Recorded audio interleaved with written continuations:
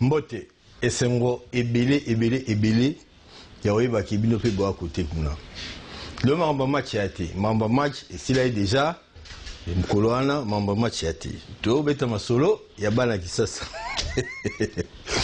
Mbote na bino nyoso esika bozali plaisir à trouver que rendez-vous des Quinois et ça toujours wana tous à la bon sport dans babara des bons perdants tous à la sportif et ça la jeu tout ça là qui to polité to ke match nul mais to souhaiter qui y a moté et que bongo et ça loin à sport soyons bons joueurs to féliciter bandeko oyo ba réussir ça qui ko ça la obiso to ça qui pas na bangoté quoi racheter un match nul bango ba racheter tous y a fair play donc tout ça pour encourager toujours ba sportif nyo to bi ba to belé ba déçu en tout cas ba to ba linga ba na otanga nga ba komboté mais bazé belé na moment où tu vas liagité et bamsu ba olobate bazwa out na ba bureau té souci est belé bon yara loi sport na tangi na komba mtuté donc ba tout ba c'est investisseur qui est belé na masolo to tigande bilobishi to tiga ba spéculation et balle et betama na terrain tout le monde a dit que il y avait des insuffisances to za na moins chance to zongi na ba calcul to évoluer à peine na ba calcul na kala. Donc tu as un spécialiste et tu as gérer à l'auto. Alors tu as zappé dans moins chance. Tu as un bilobé là pour te sa chance na ba léopard na biso. Les autres années c'est quoi quoi mbakino munene na émission na biso. Oyo azana volonté ya assurer leadership ya Moussa nae na secteur nae. Tu as mis bongo ndeko Weloli Kandanza le Dominique. Wazali ministre ya santé. Affaires sociales et puis communication. Il y a ville, il y a Kinshasa, le ministre Mbote pe boye malam. Mbote ndeko Serge. Nagansi na bateau na lobby ba liakité ba il a bureau te yoza na katité. Ndengo lobby fair play et football et ça ne se quand même pas c'est parce que Toninga qui victoire, et ben tozu à moté, to salut nul. Je crois que il faut encourager Léopard à continuer.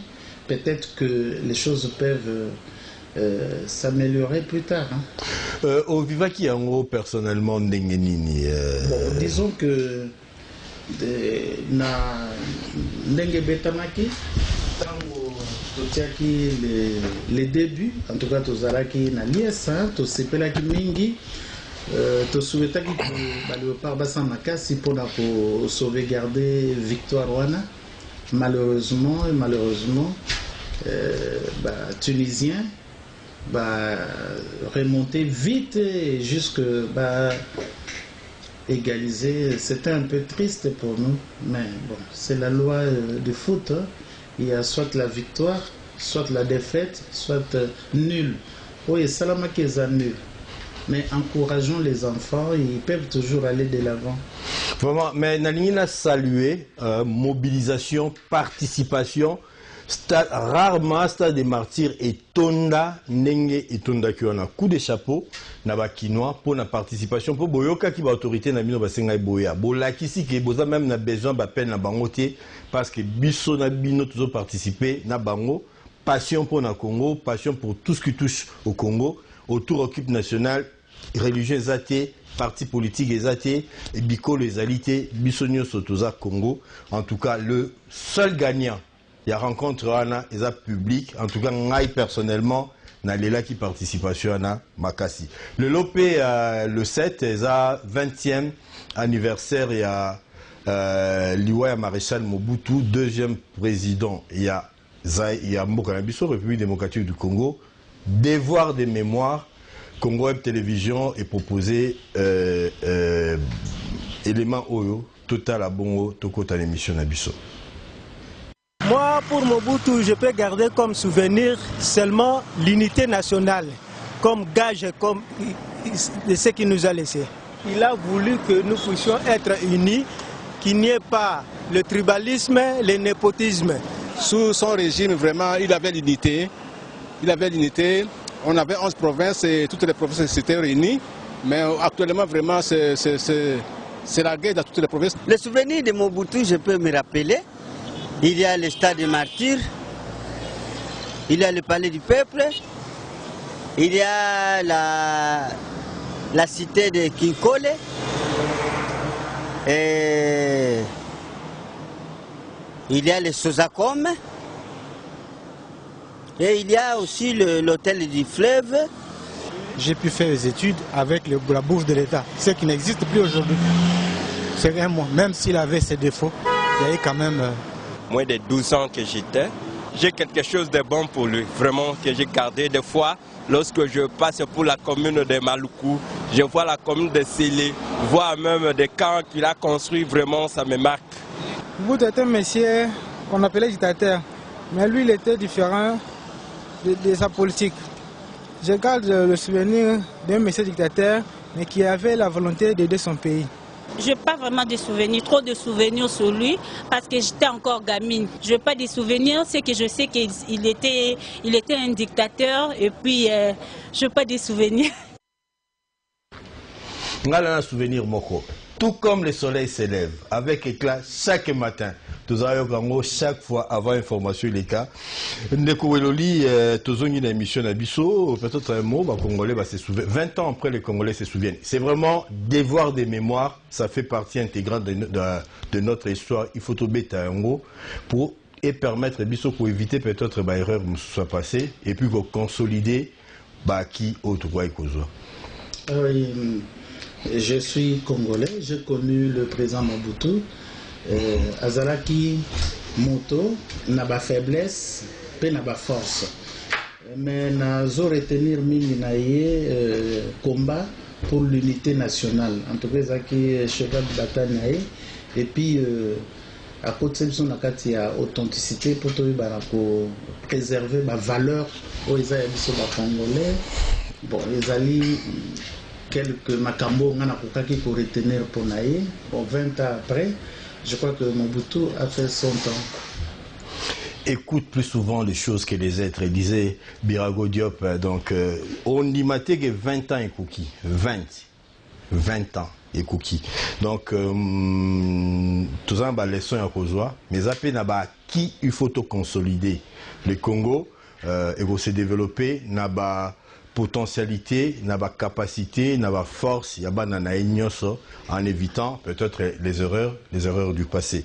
Ndeko, ministre, aux alliés ministres, il y a santé, il y a ministre provincial de la santé, il y a affaires sociales, il y a communication. En tant que communication, il y a na moi toyoka ki mikolo eleki semaine eleki maman lenga tangeli biso conseil compte rendu à conseil o meka rappeler biso pour biso na rendez-vous de kino tongi kolanda bino de très près bo koti réunion bo zumikano exécution nango biso to kolanda lokola ba auditeur lokola ba inspecteur bozaki ba décision nini.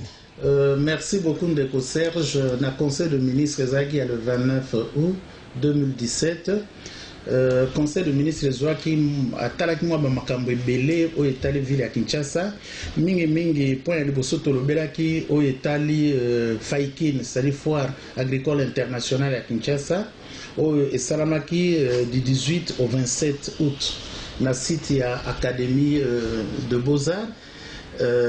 Vraiment nyonso elekaki très bien, ezalaki un grand événement.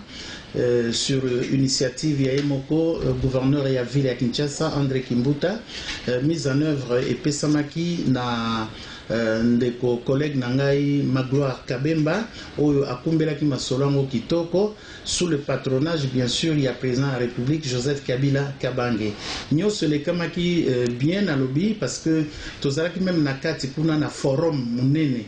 Il y a échange, kotala ndenge nini bakoki ko innover makambo na domaine ya agriculture parce que thème ya mbalo yo ezalaki investir, innover, entreprendre. Donc ezalaki penza kokutana moko ya makasi.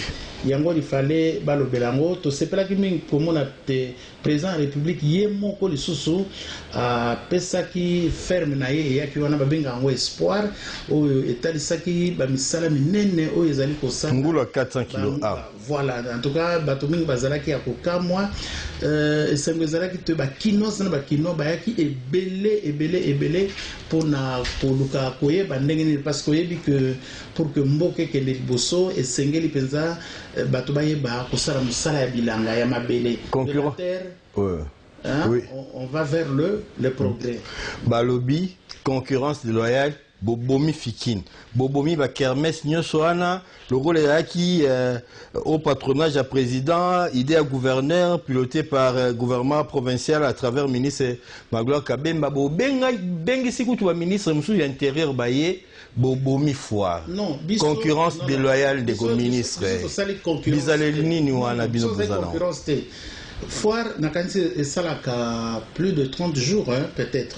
Mais biso ça a 10 jours. Na 10 jours à Bobomi. 10 jours, on a biso to bongisa qui ma solo, on a tout ça qui déjà première édition. Pourquoi to bomagi ma solo a batoté? Tout ça qui première édition l'année passée et le cas qui toko ça dit que ils allaient sérieux. Il y a Moussala Kimbuta, et ça dit que bato baya ko découvrir makambo belé na domaine de agriculture. Poni bossa qui on a forte na site forte, bossa ngi siganyoso. Non, c'est-à-dire que biso to préférait que ça lango na site ya académie d'abord compte tenu du fait que site wana to mona que ezali approprié pour na ko talisa misala na biso ya agriculture et puis otokokaki ko bouger na foire parce que toyebaki que na foire ba organisaka chaque année fikin toyebi donc eza problème il y a concurrence de loyauté biso ça que nous sommes pendant 10 jours il fallait to la kisa que ville à Kinshasa contrairement il y a ndenge batu bakanisaka 80% ya mabele ezalaka pe urbano rural donc ezali pe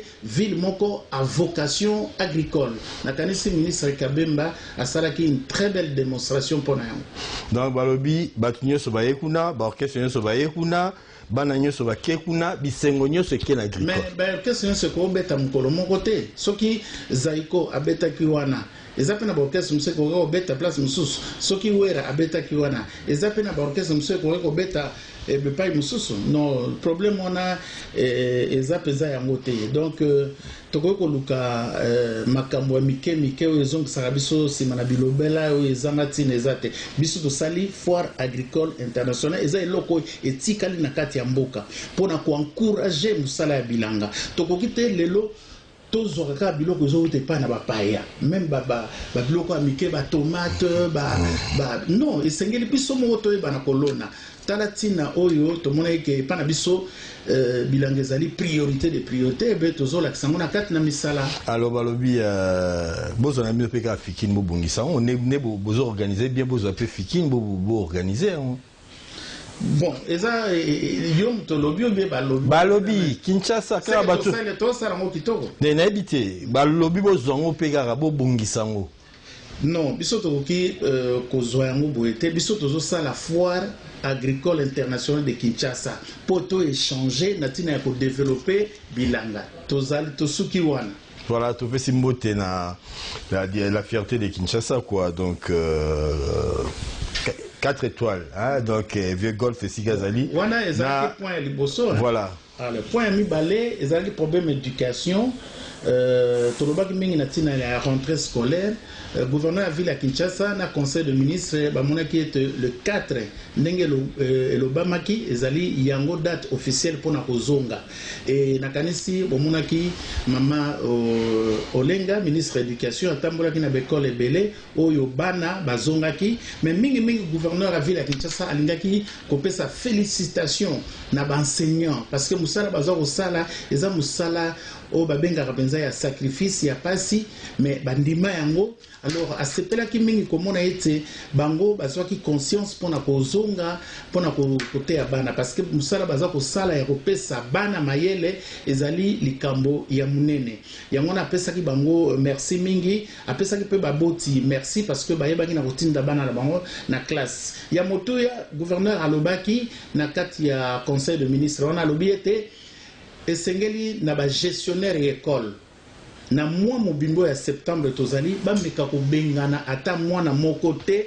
parce que azangi uniforme parce que afuti minerval te non batikela ba parents temps eza dur batikela ba parents temps bakokisa biloko wana malembe ba oyo bakoya kotanga baya kotanga na kanisa omonaki tango susu na début wana bato mosusu bazalaki na hésitation ba parents bakoka kobanga te parce que gouverneur a eu décision était ba parents bazongisa bana na classe mais babengana bana soki moke te Pour un problème, il y a, je ne sais pas, problème, il y a Minerval.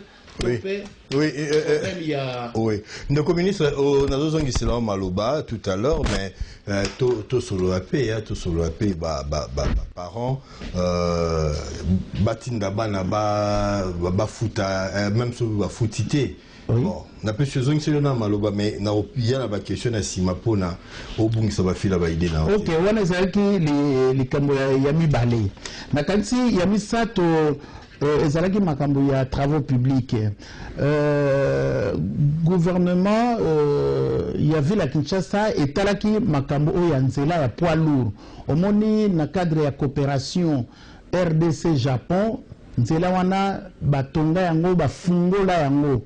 Alors gouvernement provincial ebetaki mbela mingi parce que bamoni que bandeko na biso mosusu bazali koluka neti kobebisa nzela wana na lolenge nini ba marché pirate oyo ezali tout autour ya ba chaussée wana pembeni ya ba chaussée tamusu bazobwaka ba immondice na kati ya balabala cha mosusu bandeko na biso batambusaka ba chariot modèle na bango ya kokanga frein ezobebisa ba balabala alo akebisaki mingi pe bandeko na biso ba conducteur oyo baza na contrôle makasi te bazoyeba na kotuta ba lampadaire wana alors que problème éclairage public ezaki résolu de ce côté là. Il faut pas que ba mwinda wana banda kokweya en fait bakebisaki ete ba acte ya vandalisme ezalate na tina na banzela wana.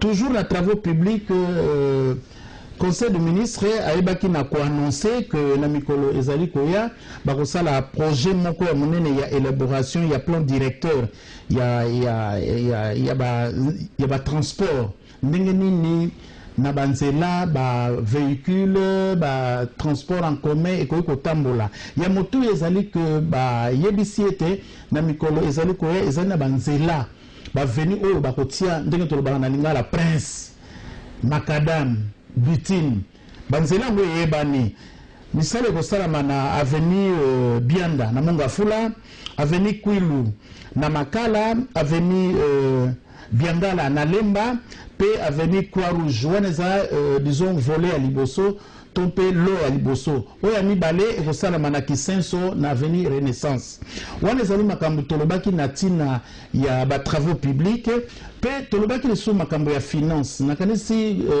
ministre otara makambo ya mosolo na ville ya Kinshasa Guy Matondo lakisaki na conseil de ministres oyo tobengi projet d'arrêté ya pona mode de paiement ya ba dette vis-à-vis na ville ya Kinshasa. Nkoloba nini? Nkoloba ndenge nini lolenge bandeko ba kinoise ba kinois ba ko futa ba impôt ba taxe ba redevance ba laxi lolenge nini yango ko salama innovation munene oyo ndeko Matondo amemi pe endimami na conseil de ministres ezalite kobanda na projet wana soki lokola ndimami na kati ya conseil de ministres soki gouverneur atie maboko atie manzaka et que ça là que okoki même kofuta taxe na yo redevance na yo on a bon ba bengi paiement électronique c'est-à-dire na moyen ya électronique ndenge to mona ka ba ceci cash ndenge ba utiliser ka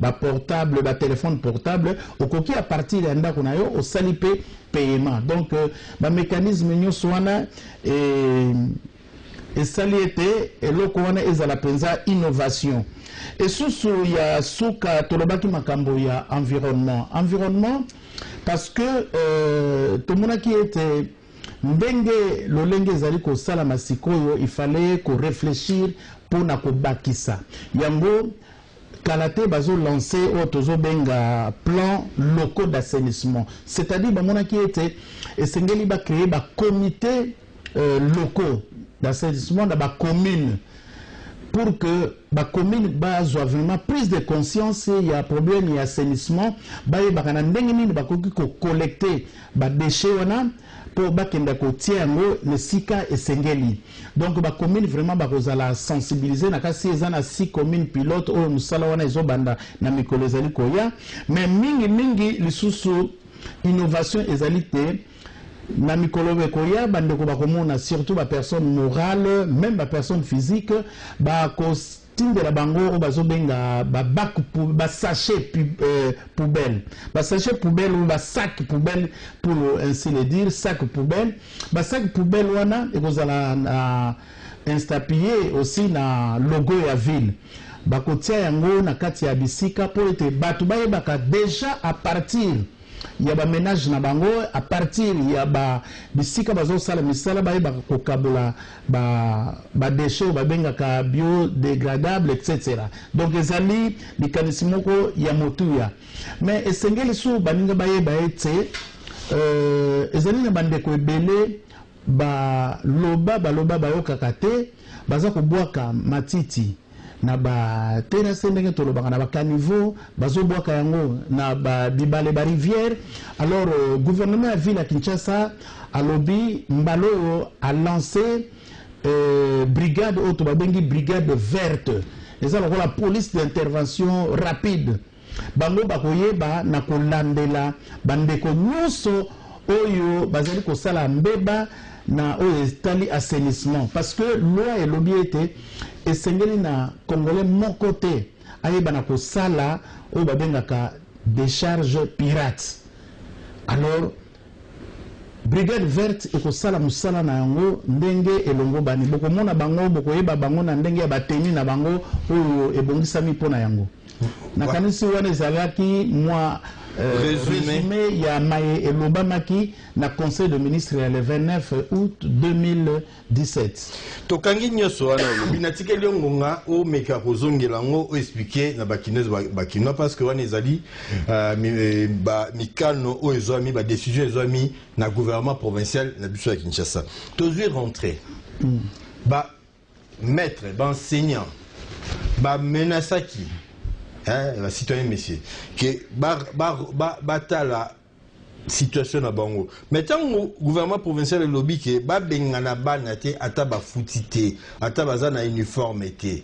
C'est-à-dire il a ici que ba enseignant na pe ba komi ba tu a croix rouge ba komi ba tu a caritas olinga te orotangisa bana ofutama te orotangisa bana. Na kanisi wana za interprétation ya mabe. Tolobi te que ane mobimba bana bafuta ba minerval te ba frais d'études te tolobi na ebandelia wana mois de septembre. Je crois que le gouverneur azalaki clair. Alors na mois de septembre lokola mois accumulation ezalaka peut-être par an moko koza na 2 3 4 bana etc. et ça mois mokumba basengi ete na bandeko gestionnaire babengana bana te.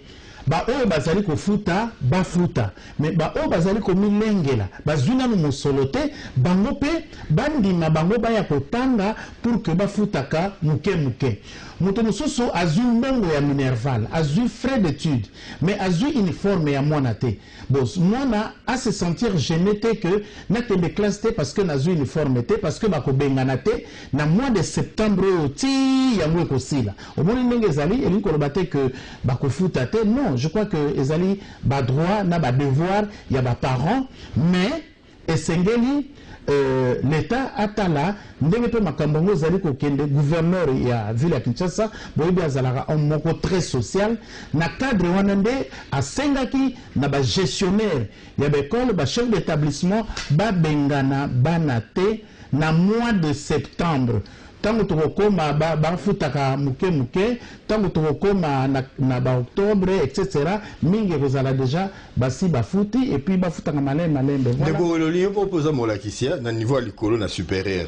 Est-ce que bosololi na ba lakisi ba enseignant à travers ba structure na bango est-ce que bosololi na mais nakanisi avant rentrée ba séance de travail ezalaki mama Olenga ministre ya provincial éducation asololaki mingi na bandeko ba gestionnaire pour na kotala lolenge nini rentrer ko sala mayango moni pe rentrer salama ki pe na bango ba gestionnaire na ye mama ministre batambola ki bipa nyonso pour na kotala ndenge makambo yango e salami. Donc ezalité que basololaka te basololaka et gouverneur ya ville ya Kinshasa ya mbalo okutu lisusu ndenge ya salaka akutanaki na bakambi ya école ba gestionnaire ya école asololaki na bango asololaki pe na ba syndicat basololaki ma kitoko pour que rentrer et salama ndenge elongo bani mikakatano ezali kasi gouverneur ya ville azali très sensible, azali kolandela nyonso muke ndenge nini makambo yango ekobonga.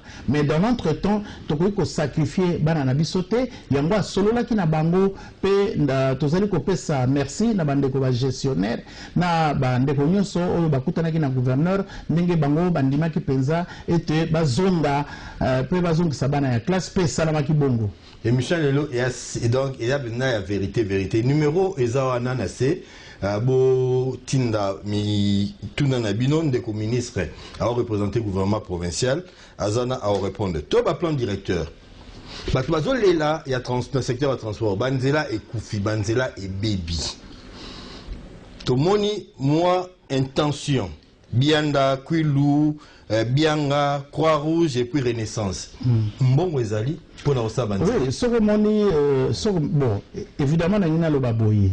Biso toujours la difficulté mingi parce que budget d'investissement, surtout les lacangos, tant ils actionnés, utilisés au niveau du gouvernement provincial, gouvernement central. Voilà. Alors, ce que moni annoncer lancement, il y a des travaux, c'est que toyebi ndenge nini musolo zwami pe ekozwama po basala banzela wana yango balingi ole banzela wana ezala kaka ya mabele boye bakomisa yango penza ya makadam nakanisi na mikolobeko ya okomona gouverneur yemoko akoleka pona kosala pause ya pierre pona banzela wana. Oui, to mona ki na gouverneur eleki mikolo uti ko lancer banzela mokali c'est un nzela important vu la population oza concentré na Kinshasa Nikuna Pascal Omati faire boati ba côté à Funke tokuna mutukoti n'avait on lançait quelque chose et puis avenir Nzola na Oezo Salama, ça c'est positif, ce sont des choses autres zolo batu balela qui sont vérifier vraiment na question ça banzela mutango banda mbongo kozala e banda mbamo esili to bande katani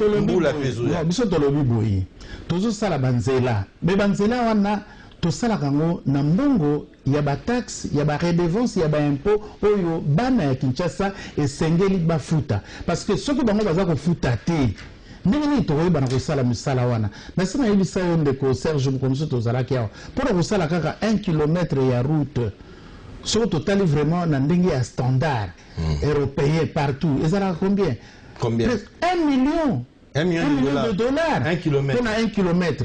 Bon, ce qu'on a la kilomètre bello. Moni, ils ont senga misolo. Mais babi no bon bon belé. Babi Nicolo Bazolo Belassou soutient la média taxi à assainissement parce que Torolo Bango peut la assainissement.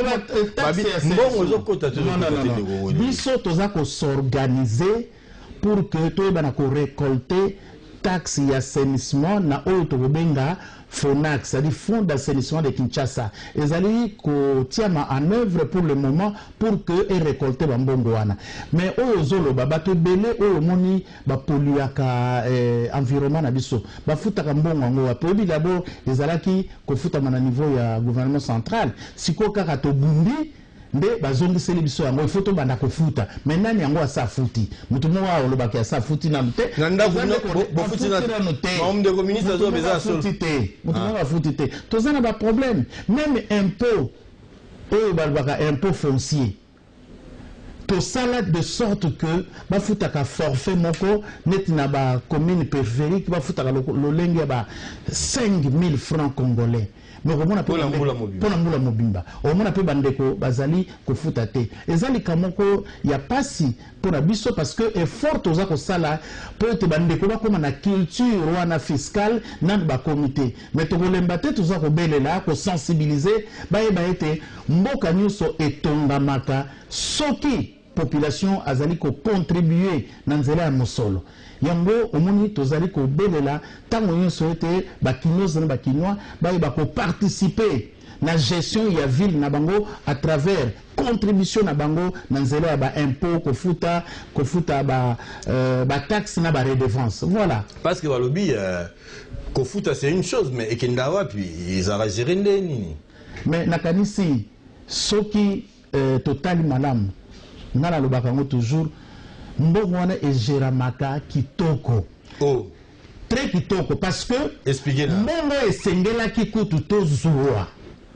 ndenge constitution ya mboka elobi 40% ya retrocesse totikala kozwa yango te nalobaka toujours ingéniosité ya Kimbuta asali déjà ka nde tozoyeba na ko récolter mbongo e permettre biso to sala ba acte nyonso to posa pour la population. Pardon, Balobi que Kinshasa a besoin de rétrocession parce que bois na ba acte belé, bois mbongo belé. Mais écoutez, nalobi c'est vrai ba acte ezali. Tozana ba acte to sala justement yango na to sala ka makasi. Yango nene au monde que gouverneur asombi ba ban plus de 30 000 bancs à pesi na l'école. Soko total calcul et utaka wapi. Sina mbongo ngo kaka. To sali centre ya dialyse. Oh, mutozaka na $50, ok, au sali séance, mais vous avez ça $50 au lieu de $1000. Tout ça là, bon, bah, makambo belé, construction, il y a ba centre de santé pour na kotala makambo tali bokolongo ya nzoto, ya bana Kinshasa. Nyo sona to sala na mbongo nini? Kaka mbongo ngo. C'est-à-dire que tozali wana tozana makambo ebele esengeli to kokisa mais to loba ya bosolo mbongo ezali nanu ya kokokate po to sala makoki wana nyoso soki gestion ezalaki mabe nde to kokaki ata ko sala loko mokote lelo tozotika na ville ya Kinshasa hôtel de ville ya sika pona kolongola soni na oyo ezalaka wana batikela biso na ba flama banda avant l'indépendance lelo tokoma na hôtel de ville moderne oyo kosalisa bakinois na bakinois bandeko misusu bakokende na bango bazana bambongo mingi te bakokende kobala kuna na mbongo muke osali libala na yo parce que salle basali salle moko ya munene kuna il y a près de 1000 personnes de Serge ozomona salle de fête. Salle de fête Combien? Mais près de 1000 personnes. Tu fous à combien? Non. On va pas là, bah moi mingi, bah Eric, bah ça, bah Rigen, bah là, tu vas pas là. Pembeni ya gouverneur. Na kwa gouverneur zoloba moto kofuta na yeka mbongo peut-être ya kosala entretien. Oyo biso tuza ko combattre ba salle de fête bazo futa ba 1500 $, 2000, 3000.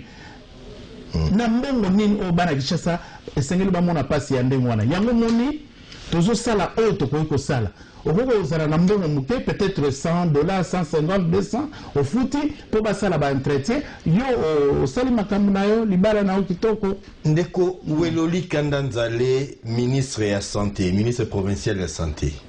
Minganga batomboki. Ba médecin, ba docteur, na ba infirmier, ba tomboki.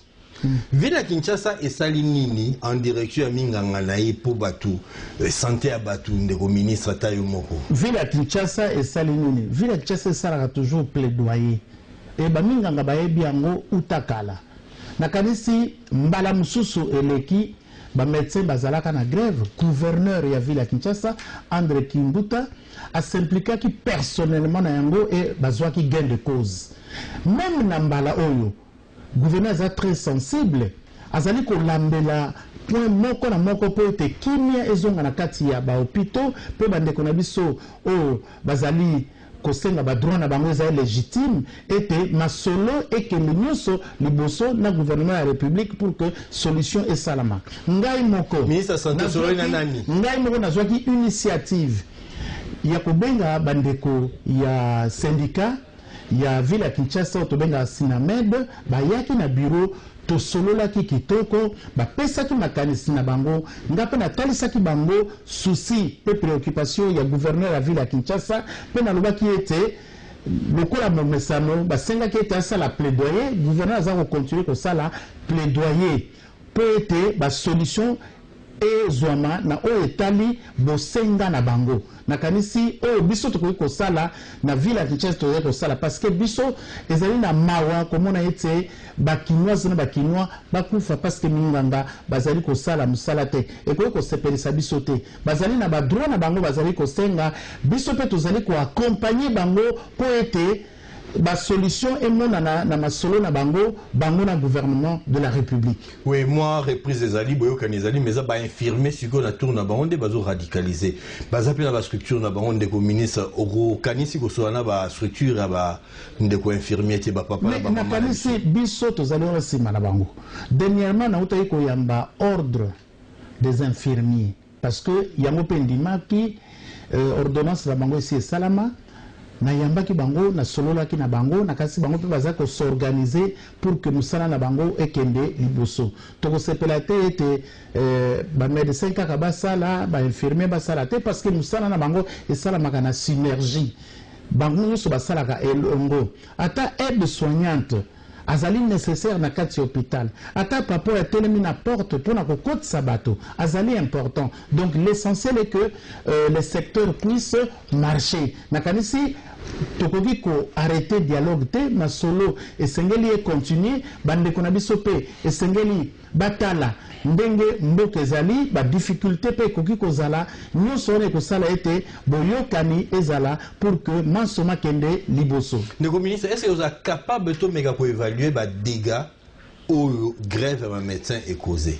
toujours un secteur en médecin parce que est-ce que tu peux évaluer en lelo il y a des indicateurs aujourd'hui pour évaluer pour dire exactement le temps où médecin va vendre dynamique et infirmier va vendre voilà bon eza musala na ville ya Kinshasa na mekaki ko senga yango na ba gestionnaire ya ba hôpitaux na kasi baza ko sala très prochainement ou bien na mikolo ko na opesa au rapport pour na tina nango. Une chose est vraie et que yango na opesa merci kaka na bandeko ba médecin pour ata bongo bazaki ko landela makambo na bango mbala moko bazaki ko sala o babengi polarisation c'est-à-dire bakaya ya ba urgence ba ebaki epai wapi bako ko tinda bandeko wana évidemment peut-être bandeko nyonso bako ko koma na ba lieu ya polarisation te epai wapi il fallait ba soigner bandeko na tango wana mais moi mais kakatano ezalaki mais d'une manière générale na pesi merci na ba médecin na ngai ya ville ya Kinshasa parce que bazalaki na bolingo wana ya pasi wana ya kotala ke bako kotika malade complètement beauté bazalaki kosala ba service minimum pe lisusu mingi service ya polarisation c'est-à-dire que ceux qui awa basali disons grève moko sèche mais ezana pas mususu oyo batindi bandeko bakinde kozwa bakisi nakanisi wana nazolo ba toujours merci na ba médecin na ngai ndeko ministre tozo ngana na régie na matadi ndeko moko asali crise tango kaka égalisation ya match samaki bakino pe basali crise bamsu ba profiter ba memien hôpital ba médecin ba la kité ndeko kufi tolanda ba réaction ya bakinois après matolobi eza jeu ata kota suka ela mambaje mamba ya kandati ya osilgate ya ofingate mais tola na ndenge bakinois balobaki.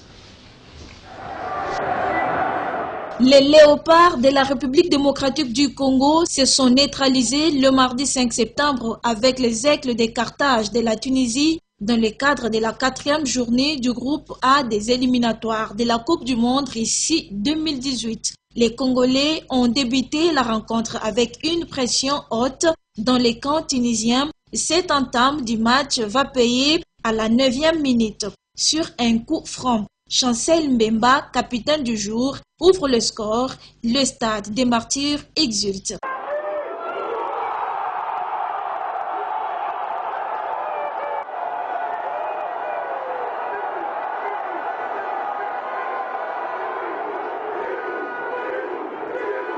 Au retour des vestiaires, les léopards reviennent avec l'intention d'alourdir le score. À la 47e minute, Paul-José Mpoku trompe les gardiens et permet à la RDC de prendre une option sérieuse pour la qualification de la Coupe du Monde. À la 77e minute de jeu, les Tunisiens ont réussi à réduire le score et 1 minute après, c'était l'égalisation.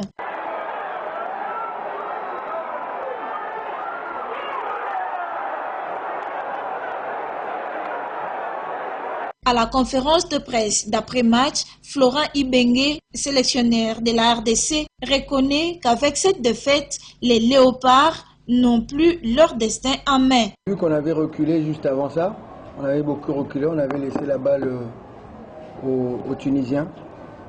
Du coup, on avait un petit peu peur. Quand vous marquez 2-0, vous avez envie de garder le score. Et c'est un score, j'appelle ça souvent score bâtard, parce que vous menez 2-0, vous pensez que c'est fini. Et c'est au moment où vous en encaissez un que là, vous êtes complètement abattu. Donc c'est un petit peu ce qui s'est passé. Il fallait continuer à conserver le ballon. Chaque fois qu'on conservait le ballon, on était bien. mais on a plutôt continué à le balancer, à le redonner à l'adversaire pour qu'il nous attaque. Donc de la fatigue et puis l'enjeu.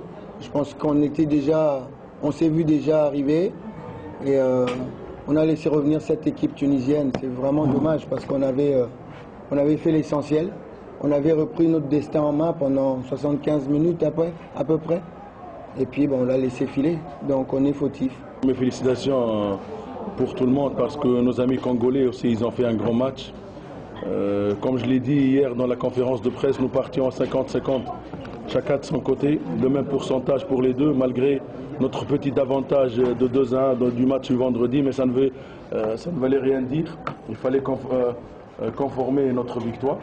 On a été fouetté dès le début du match par un but sur balle arrêtée, malgré que nous avions très bien préparé les balles arrêtées. Avant le match de vendredi aussi, nous savions que c'était l'un des points forts de la RDC. On a été fouetté aussi en deuxième mi-temps, nous dominions le jeu. En première mi-temps, il y avait un excès de jeu lent chez les Tunisiens qui ne sciaient pas avec nos moyens techniques. Par contre, ça c'est exactement avec ce que voulaient nos amis congolais. Nous avons rectifié le tir en deuxième mi-temps en incorporant un milieu de terrain très technique qui est Bedri qui a fait la différence. Malgré les 2-0, on a été aussi mené deux fois au score de 1-0 et 2-0.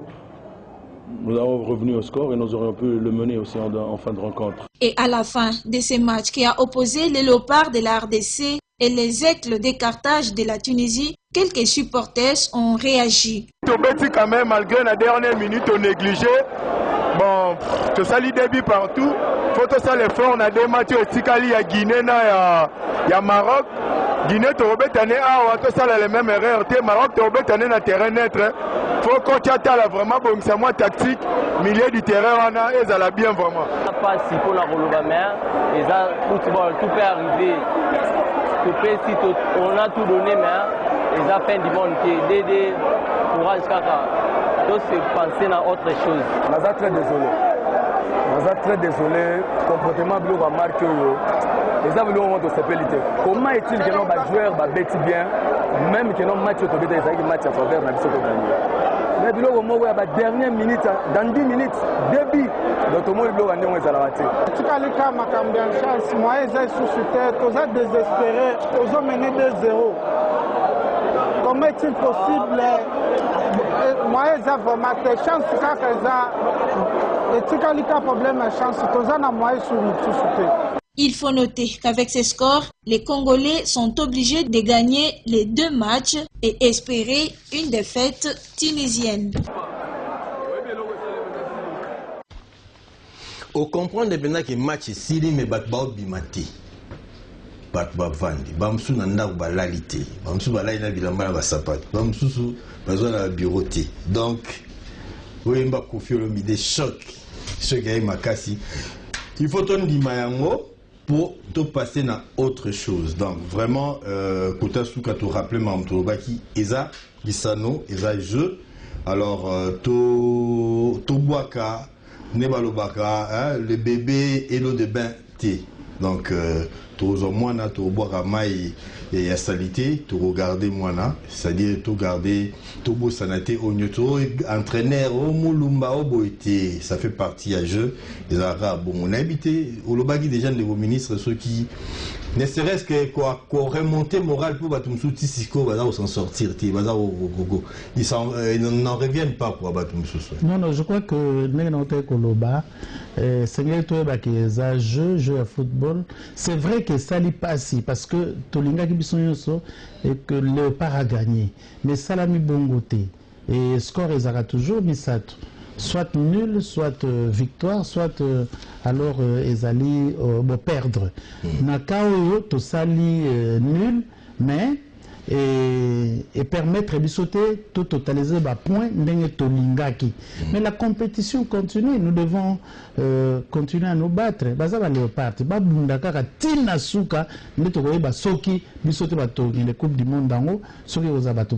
Mais pour le moment, nous devons encourager notre équipe, nous devons encourager ba Léopard na biso et ba comité, entraîneur, tout le monde. Je crois que Esengeli to encourager Mango, va ça encore un peu plus d'efforts. Et Bisso, le quoi bato ba supporters et beto continuer na ko soutenir l'équipe na biso ezate po to beti libaku to tika to continuer tina suka mobala za randengo wana okanisi que ceux qui match na Libye ba oya sous na stade de mobilisation za kiana ben ngana osenga que baya na bango parce que elingo bate que ceux qui to zui libaku na match oyo to polipete et que ba match nyose ko zala ndenge moko non na kanisi engeli to zala na espoir wana que to kokipe kolonga. Olobaki y a des ministres ba comités locaux il y a dans le secteur environnement et puis ba sac poubelle omega ko expliquer biso likambango ba comités locaux ne to na ba comité ba courant so courant katani ba tout le monde ba tambola pour ba luka courant zo na ezala ndenge ni c'est-à-dire ba comité locaux plutôt et bongisa mina kati ya ba commune c'est-à-dire que balingi sikoyo évacuation ya ba déchets et salama à partir il y a ba commune ba prendre conscience nango pe bango moko bazwa responsabilité na yango de telle sorte que ba yeba déjà na niveau na bango ndenge nini bako ko canaliser ba déchets wana tina ba site o esengela ba station pour que à partir wana bazwa yango ba kene nango na bipai et sengela mi c'est-à-dire kuna na centre d'enfouissement il y a un passa. Alors oui cop ya ko bomisa ba bourgmestre était parce que ba rozana moyen au sala. Non, je crois que il y a que tozoluka makoki na oyo tobengi FONAC, Fonds d'assainissement de Kinshasa. Ba fond oyo ekobima na kati ya musala wana yango nde eko permettre ba utiliser yango ba destiner yango na misala ya assainissement. Mais ba pesi mingi responsabilisation na ba commune. Pour bango moko à partir de la base bazwa pe conscience ndenge bakoki ko sala musala wana ya assainissement par exemple pour na ba sac poubelle oyo kozala na ba logo ya ville ya Kinshasa bandeko bakoyeba déjà ndenge ya kokabola ndenge ezalaka na poto manzanza epai babiloko mosusu epai etc esengeli ebanda kutu toza kosenga mingi déjà na bandeko nyonso bakinoise nyonso na bakinois bayebaka déjà à partir ya bandako na bango ndenge bakoki kosala oyo babengaka tri na baménage ekopesa mosala moke na bayeba koleka mpona kozwa basac poubelle wana ndeko eloli tokomi tomoni ndenge ta enquête mais tokomi na suka émission oh déjà mais ngana osenga exercice oyo bandi en tant que ministre ya communication en ville à Kinshasa pour bandeko baolela que la ville communique moins oui ce qui ma question ezali te poser à monter parce que to sengela ko tikela yo occasion o loba to ko tindela yo mituna bakinoise bakinois mais opesa bango elaka que ozongaka malgré ba temps compliqué ba misali béni na kozonga mais na ndaki susu na rappeler le moko te na faiki ne bisa que zalaki na forum forum wana et pesamaki biso pe occasion parce que nazalaki moko ya ba intervenant pour na kotalisa ba réalisation ya ville ya Kinshasa ba réalisation na to salaki yango na totalisaki yango na lolenge mibale za ba réalisation to bengaka physique ndenge na lobi kotonga ba hôtel de ville ya sika ba centre de dialyse ba plutôt banzela makambo ebele ezaki pe na o to bengaki réalisation immatérielle o ezomona na te mais yango nde ezali ya motuya to bengi la paix tope kimia total ça qui était gouverneur ya ville ya Kinshasa azali moto ya kimia tango nyonso soki mobulu ezali na ville ya Kinshasa asalaka nyonso po ete azongisa kimia ata aza na mboka bopaya atikaka voyage wana azongi mpona kotia kimia yango tolobaki ke na mokuse ezali oyo tozobenga verbe kimbutaliser ni kolobani ni kolobate ko créer ba condition ya kimia pour te toyeba na ko féconder développement na ville ya Kinshasa verbe kimbutaliser ce que kimbutaliser ni koloba créer des conditions de paix pour féconder le développement dans la ville de Kinshasa parce que moko ezali moko ya ba réalisation munene na ville ya Kinshasa yo moko monaki na campagne électorale ya 2011 3 meetings bitumbelingaki ebima makasi il y a président Bemba et plutôt il y a président Vital Kamerhe na fait président Etienne Tshisekedi na président de la République yemoko Joseph Kabila tango gouverneur monaki ke bana Kinshasa bakoko kufa loko ya lingaka bakufa te a conjuguer ki verbe Kimbutalisé, à ça qui annulé ba meeting wana d'autorité pour que bana Kinshasa makila est engaté. Voilà. Na mokuse oyo Maurice yo mutatembe Maurice yo na bolikango kimbutalisé ça soutembe ngatembe dans le bien créer des conditions de paix pour féconder le développement dans la ville de Kinshasa kimbutalisé aussi c'est mission de merci beaucoup merci ndeko Serge na kozonga lisusu na kanisi nazali wana pona koloba. Merci Nabino Batoubo, ça ici biso équipe Mobimba Lelo, Jacques, Maurice, Eric, Bolikango, Rigen na pointe, donc photo belé, vous trouverez déjà sur la toile. Merci Naondego ministre pour la disponibilité. Mais ma préoccupation bana Kinshasa, bazan a besoin ya ko solo là, na ba membre du gouvernement provincial, le Kolayo Saliango. Mbote mingi na président Gabi Chabani, Topesi Mbote na maman na bientôt. La patrona, ça n'est fini. Portez-vous bien. À la prochaine. Ciao. Merci.